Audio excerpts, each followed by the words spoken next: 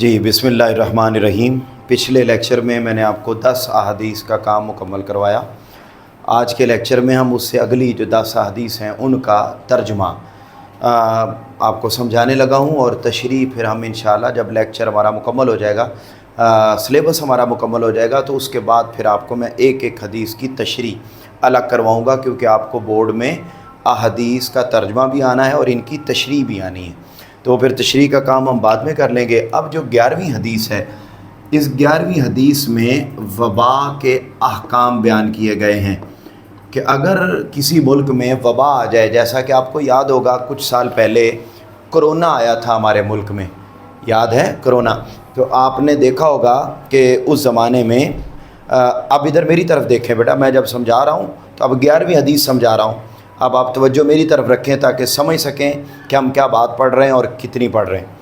अच्छा, बात मैं यहाँ ये कर रहा था कि वो जो कोरोना आया तो लोग घरों में बंद हो गए थे, लोग मूव नहीं कर रहे थे। क्यों नहीं कर रहे थे? इसलिए कि मेडिकल साइंस ने, डॉक्टर्स ने, साइंसदानों ने, लोगों ने, जो माहिरीन हैं, उन्होंने ये कहा था कि अगर तुम मूवमेंट करोगे यानी एक जगह से दूसरी जगह जाओगे तो तुम्हारे एक जगह से दूसरी जगह जाने से क्या फैलेगा? कोरोना फैलेगा, वबा फैलेगी। लिहाजा आप लोग एक जगह पे बंद हो जाएं।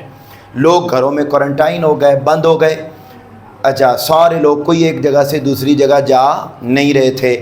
अब साइंसदानों ने तो ये बात आज कही, लेकिन ये वाली बात आका अलैहिस्सलाम ने आज से 1400 साल पहले हमें बता दी। और क्या बताया सुनिए ज़रा। आका अलैहिस्सलाम ने फरमाया बक़ियतु रिज्ज़िन। ये इधर देखें, जो पिछली कौमें थीं लाइक बनी इसराइल और मुख्तलिफ़ कौमें, तो उन पर अल्लाह की तरफ से अज़ाब आया करते थे।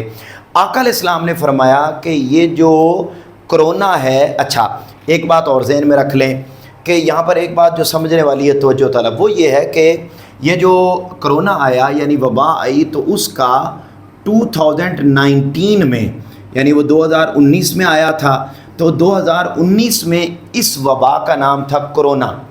जबकि मुख्तलिफ़ ज़मानों में ये वबा आती रही है और मुख्तलिफ़ अदवार में इस वबा के मुख्तलिफ़ नाम थे। मसलन जब यही वाली वबा आका अलैहिस्सलाम के ज़माने में आई तो उस वक्त इसका नाम ताउन था। बोलिए क्या नाम था? ताउन। ठीक है, कभी इसका नाम ब्लैक फ्लू भी रहा है, कभी इसका नाम ब्लैक डेथ भी रहा है, कभी इसका नाम जस्टिन इन ताउन भी रहा है, कभी मतलब मुख्तलिफ़ ज़मानों में इसके नाम मुख्तलिफ रहे हैं। और ये 10 मरतबा अब तक इंसानी तारीख़ में जो रिकॉर्ड तारीख़ है उसके अंदर 10 मरतबा इस तरीके की वबाएँ आ चुकी हुई हैं। तो अब इसका नाम कोविड-19 है। अब आका अलैहिस्सलाम के ज़माने में इसका नाम ताउन था, तो आका अलैहिस्सलाम ने फिर ताउन का लफ्ज़ इस्तेमाल किया जो उस ज़माने में था। तो क्या फरमाया? बक़ियतु रिज्ज़िन, ये बनी इसराइल के अज़ाबों में से बचा हुआ एक अज़ाब है। औ अज़ाबिन उरसिला अला ताइफ़तिन मिन बनी इसराइल, ये बनी इसराइल के एक ग्रोह पर भेजा गया था, ये उसका बचा हुआ अज़ाब है या उसका बचा हुआ हिस्सा है। फ़इज़ा वाक़ा बिअर्दिन, जब ये किसी जगह पर आ जाए तो वअन्तुम बिहा, और उस शहर में तुम भी रहते हो, तो फ़ला तख़रुजू मिनहा, तो तुम उस शहर से दूसरे शहर में ना जाओ। अभी समझाता हूँ आपको, अभी तर्जुमा फिर कहा वइज़ा वाक़ा बिअर्दिन वलस्तुम बिहा, अगर तुम ऐसी जगह पर हो कि यानी अगर ये किसी ऐसे शहर में आ जाए जहाँ तुम मौजूद नहीं हो तो क्या करो? फ़ला तहबितू अलैहा, तो तुम उस शहर में ना जाओ। बेटे क्या बात समझाई? आका अलैहिस्सलाम ये फरमा रहे हैं कि ये जो ताउन है ये बनी इसराइल के ग्रोह पर अज़ाब आया था, उसका बचा हुआ हिस्सा है। ये कोरोना उस अज़ाब का बचा हुआ हिस्सा है जो अब आ रहा है। लिहाजा अगर तुम ऐसे शहर में हो जहाँ तुम मौजूद हो और उसी शहर में ये भी आ गया है, तो तुम पर लाजिम है कि तुम उस शहर से बाहर किसी दूसरे शहर में ना जाओ। क्यों ना जाओ? क्योंकि तुम जाओगे तो तुम्हारे साथ ये उस शहर में भी चला जाएगा। और दूसरे हिस्से में बताया कि अगर तुम किसी ऐसे शहर में हो जहाँ ये अज़ाब नहीं है, लेकिन आपको ये पता चला कि फ़लाँ शहर में है, تو پھر آپ پر لازم ہے کہ آپ اس شہر میں نہ جائیں جس شہر میں یہ عذاب آیا ہوا ہے. مثلا آپ لاہور میں ہیں، لاہور میں عذاب آ گیا، یہ والا وبا آ گئی، طاعون آ گیا، کرونا آ گیا، تو تم پر لازم ہے کہ تم لاہور چھوڑ کر دوسرے شہر میں بولو نہ جاؤ. ایک تو پہلا یہ. دوسرا یہ بتایا آپ لاہور میں ہیں اور لاہور میں عذاب نہیں ہے، لیکن آپ کو پتا ہے کہ کراچی میں آ گیا ہے، تو پھر تمہارے اوپر کیا لازم ہے کہ کراچی چلے جاؤ؟ نہیں، تم تب بھی اس شہر میں نہ جاؤ. یہ اتنی سی بات سمجھے. پھر بیٹے اگلی 12ویں حدیث ہے، اللہ تعالیٰ کون کون سی چیزیں پسند کرتا ہے اور کون کون سی چیزیں پسند نہیں کرتا.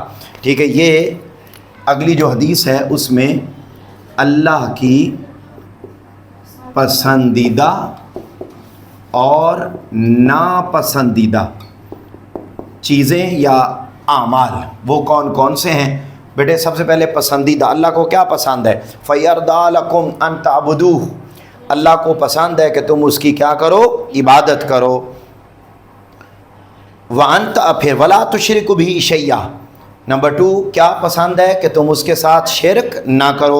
نمبر 3 وَأَن تَعْتَصِمُوا بِحَبْلِ اللَّهِ جَمِيعًا، اللہ کی رسی کو تھام لو. وَلَا تَفَرَّقُوا، اور فرقوں میں نہ پڑو. یہ 3 چیزیں اللہ کو بڑی پسند ہے. بولیے کون کون سی؟ نمبر 1 عبادت کرو، شرک نہ کرو، اور اس کی رسی کو تھام لو اور فرقوں میں نہ. پھر وَيَكْرَهُ لَكُمْ، اور کون کون سی چیزیں اللہ کو پسند نہیں ہیں؟ نمبر 1 قیل وقال، فضول باتیں. نمبر 2 وکثرت السوال، بلا وجہ سوال پوچھنا. واضاعۃ المال، اور مال کو ضائع کرنا.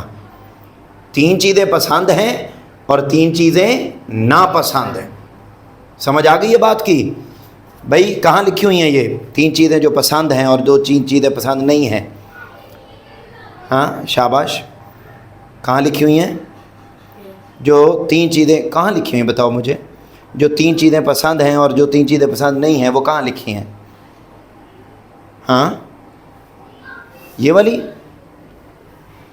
ہاں یہ والی، یہ ابھی دیکھا. یہ انڈر لائن کرو، ان کو انڈر لائن کرو. اور کون کون سی پسند نہیں ہے، کون کون سی پسند ہیں اور کون کون سی پسند نہیں ہیں، ان کو انڈر لائن کریں. آگے چلیں. اگلی بیٹا 13ویں حدیث ہے، اور یہ بیٹا درخت لگانے کے بارے میں. درخت لگانا، ٹھیک ہے، اور کھیتی اگانا، اس کی ترغیب دی گئی ہے. آقا علیہ السلام نے ارشاد فرمایا ما من مسلم یغرس غرسا، تم میں سے جو مسلمان بھی کوئی درخت لگاتا ہے، او یزرع زرعا، یا کھیتی میں بیج ڈالتا ہے، فیاکل منہ طیر، پھر اس میں سے پرندے کھاتے ہیں، او انسان، یا انسان کھاتے ہیں، او بہیمت، یا جانور کھاتے ہیں، الا کان لہ بہ صدقۃ، تو یہ اس اگانے والے بندے کی طرف سے کیا ہو جاتا ہے؟ صدقہ ہو جاتا ہے. پھر بیٹے اگلی حدیث ہے 14ویں، اور اس میں بیٹا بڑی سادہ سادہ سی بات کی گئی ہے. اچھے اعمال کی ترغیب دی گئی ہے کہ کون کون سے اعمال ہمیں کرنے چاہیے. رسول پاک صلی اللہ علیہ وسلم نے فرمایا من کان یؤمن باللہ والیوم الاخر، تم میں سے جو کوئی اللہ پر اور یوم آخرت پر ایمان رکھتا ہے وہ کیا کرے؟ فلا یؤذی جارہ، وہ اپنے پڑوسی کو تنگ نہ کرے. ومن کان یؤمن باللہ والیوم الاخر، جو کوئی اللہ اور آخرت کے دن پر یقین رکھتا ہے، فلیکرم ضیفہ، وہ مہمان کی عزت کرے. ومن کان یؤمن باللہ والیوم الاخر، اور جو کوئی اللہ اور آخرت پر یقین رکھتا ہے، فلیقل خیرا، اچھی بات کرے، او لیصمت، یا پھر ہمیشہ چپ رہے. 15ویں حدیث. پھر بیٹا یہاں پر مسلمان کی تعریف کی گئی ہے.